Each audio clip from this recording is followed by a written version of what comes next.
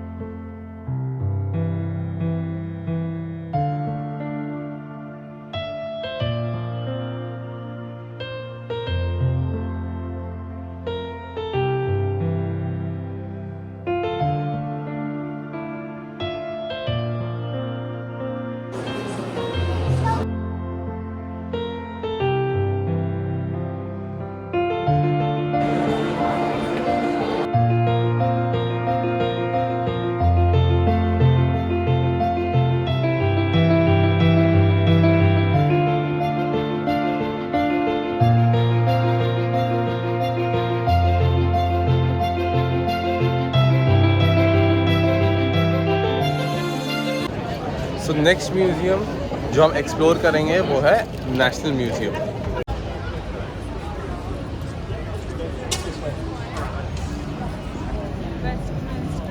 मैं डायरेक्ट अपना British museum से आ रहा हूँ बस लेके, क्योंकि सबसे क्लोजेस्ट था।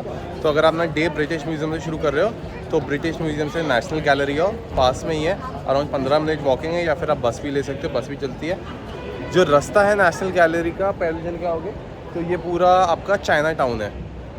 चाइना टाउन मतलब एक पर्टिकुलर टाउन सा बना रखा था, पर्टिकुलर जगह बना रखी है हर मेजर सिटी में। जैसे मैं फ़िलीपींस गया था तो मनीला का ओल्डेस्ट चाइना टाउन था, यूएस में भी है, और ये लंदन का चाइना टाउन है। यहाँ पे ज़्यादातर सब कुछ चाइनीज़ आइटम, मतलब चाइनीज़ रेस्टोरेंट, चाइनीज़ सुपरमार्केट वो सब होती हैं। तो अब मैं नेशनल जाऊँगा नेशनल गैलरी और फिर आपको दिखाता हूँ क्या क्या है वहाँ पे। अब जो नेशनल म्यूज़ियम है वो इतना फेमस क्यों है? वो इसलिए फेमस है क्योंकि यहाँ पे सारी आइकॉनिक पेंटिंग्स वर्ल्ड वाइड से जो किसी भी बड़े बड़े आर्टिस्ट ने बनाई है, पिकासो से लेके वैन गॉग से लेके और भी सारे बड़े बड़े आर्टिस्ट की पेंटिंग्स 1350 से लेके जो 1900 तक है, सिर्फ इसी टाइम पीरियड की पेंटिंग्स यहाँ पे हैं। ये सातों दिन ओपन नहीं रहता, शायद ये ट्यूसडे को क्लोज़ रहता है और इसका टाइमिंग भी वही है, सुबह 10 बजे खुलता है और शाम को 6 बजे बंद हो जाता है, एक्सेप्ट फ्राइडे जहाँ पे 9 बजे बंद होता है। जो मैंने आपको स्टेशन बताया वो है स्टेशन चैरिंग क्रॉस करके, मैं ऊपर डाल दूँगा सारा डिस्क्रिप्शन। मैं अभी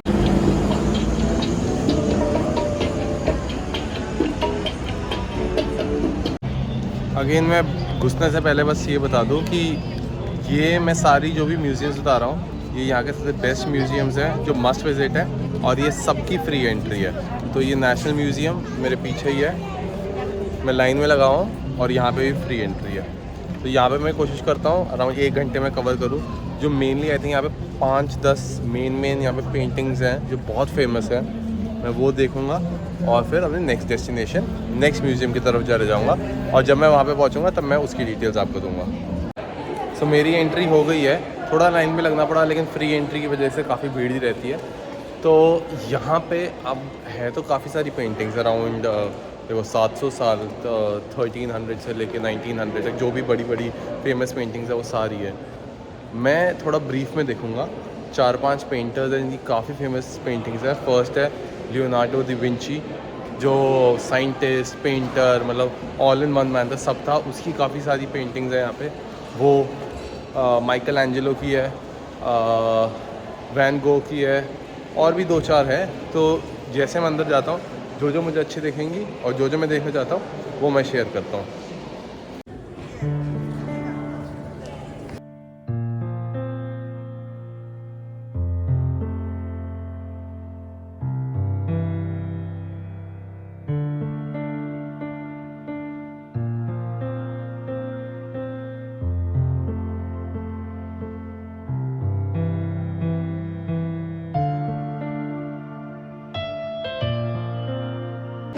and as usual and as expected, ये जो पीछे सेक्शन है ये वैन गॉग की पेंटिंग्स का है। सबसे ज़्यादा भीड़ इधर लगी हुई है। थोड़ी भीड़ कम हो तो मैं जाके फ़ोटोज़ और देखूँ कैसी है, लेकिन बहुत अमेजिंग अमेजिंग पेंटिंग्स है इधर।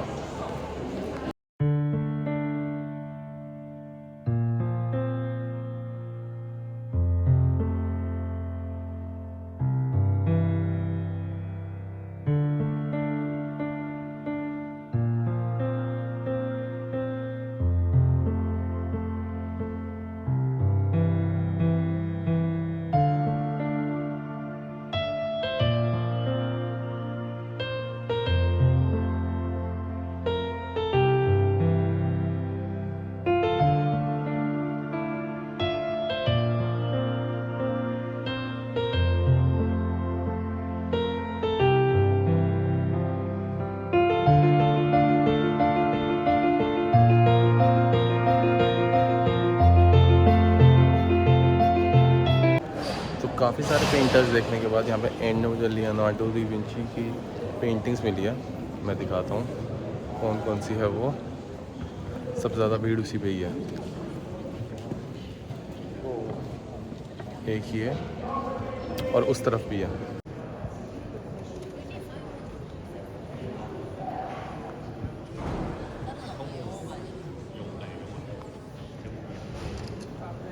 And lastly Leonardo da Vinci की लेफ़्ट साइड पे ही थोड़ी माइकल एंजेलो की पेंटिंग्स लगी हुई थी। तो ये भी काफ़ी फेमस पेंटर थे। मैं इसका दिखाता हूँ आपको। 我没看你，马利亚在这儿，还没画呢。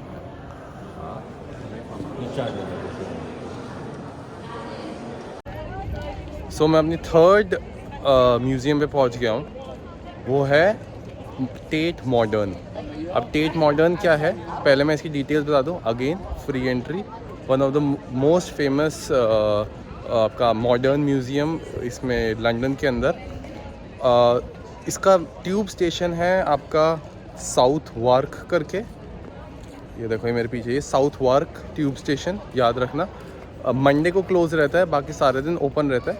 अब इसमें और पुराने वाले म्यूज़ियम में क्या फ़र्क है कि ये वो जो पुराना वाला म्यूज़ियम था वो था, उसमें सारी आर्ट थी फ्रॉम 1300 टिल 1900। अब इसमें मॉडर्न आर्ट भी है और कंटेम्प्रेरी भी है। सो 1900 से लेकर अभी तक, सो पिछले 150 साल में जो जो भी आर्ट है वो सब है इसके अंदर।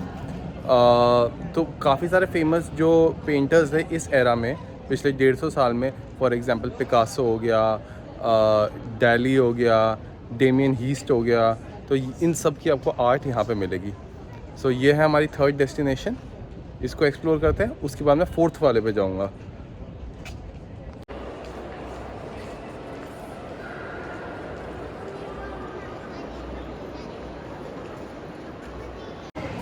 जैसे कि मतलब यहाँ पे अगेन 4-5 लेवल्स हैं जहाँ पे अलग अलग मॉडर्न और थोड़े बहुत कंटेम्प्रेरी जो पिछले 150 साल में बड़े बड़े आर्टिस्ट आए हैं उनकी पेंटिंग्स हैं। तो मेरे पास ज़्यादा टाइम है नहीं क्योंकि मुझे इतने सारा एक्सप्लोर करना है। अभी 2 और म्यूज़ियम में ट्राई करूँगा करने की। अगर नहीं हो पाए तो मैं डिटेल्स आपको पक्का ही दूंगा इस वीडियो के अंदर उनकी। तो मैंने पूछा किसी से कि पिकासो की पेंटिंग कहाँ पे है, क्योंकि मैं मेनली वही देखना चाहता हूँ कि वही इन सब में सबसे ज़्यादा फेमस है। दो बाकी सब भी बहुत ग्रेट हैं लेकिन ये वो ज़्यादा फेमस है। तो उसने मुझे बोला लेवल 2 और लेवल 4। तो मैं सेकेंड फ्लोर और फोर्थ फ्लोर पे जाता हूँ, पिकासो की पेंटिंग्स देखता हूँ। अगर बाकी होगी दिखी थोड़ा बहुत नज़र मारता हूँ और मोस्टली 30-40 मिनट्स में मैं कवर करने की कोशिश करता हूँ ये।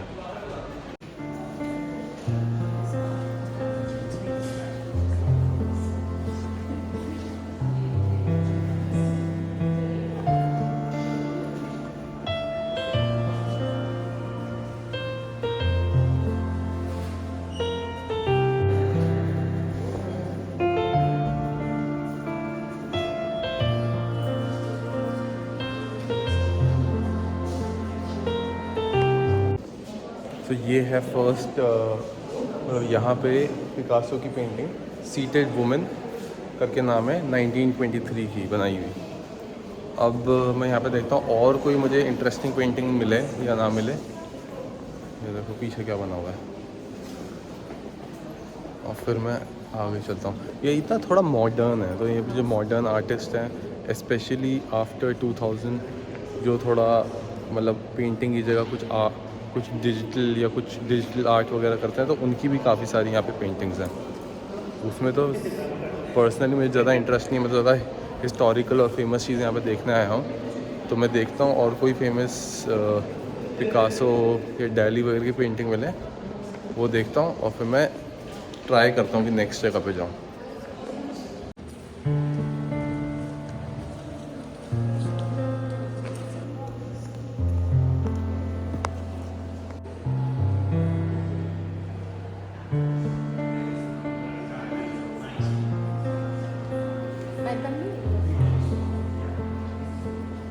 तो मैं भी एक बहुत ही हिस्टोरिकल और आइकॉनिक जगह पे आया हूँ, इसको कहते हैं द शेक्सपियर ग्लोब।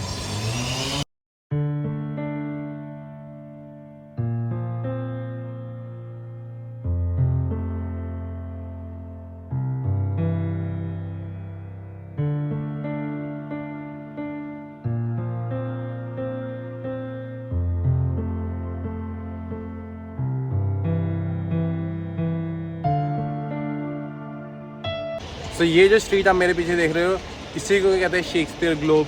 यहीं पर ही शेक्सपियर के सारे फेमस प्लेज, ओथेलो, आपका हैमलेट एट्सेट्रा एट्सेट्रा, सारे जो प्लेस थे वो ओरिजिनली इधर ही प्ले करते थे।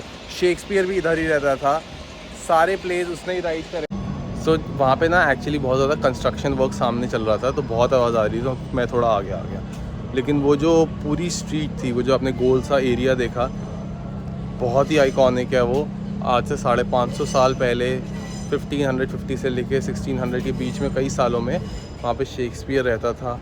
वहीं पर ही सारे इसके आइकॉनिक प्लेस हुए थे, हैमलेट, ओथेलो और कौन से काफ़ी सारे नाम लिखे हुए थे। तो ये मेरा एक स्पॉट देखना था मुझे, और मुझे एक्चुअली मैंने प्लान नहीं किया था कि ये स्पॉट देखना। मैं एक्चुअली अपनी ट्यूब की तरफ जा रहा था, तो मुझे जस्ट दिख गया कि यहाँ पे भीड़ लगी हुई है। तो मैं उतरा, तो मैंने फिर देखा कि हाँ ये स्पॉट तो मैंने प्लान करा था, लेकिन मैं देख नहीं पाया था। तो लकीली मुझे दिख गया ये।